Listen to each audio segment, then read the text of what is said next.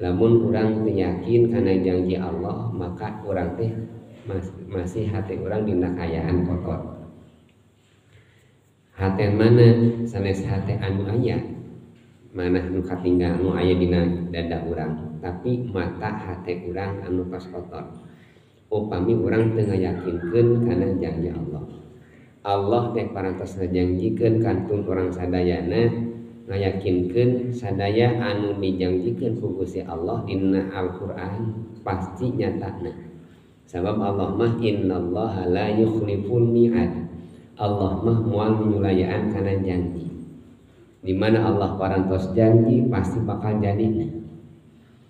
Ulah ngaragukeun lamun janji ragu kuna kana janji Allah eta teh tos leungit mata hate urang teh.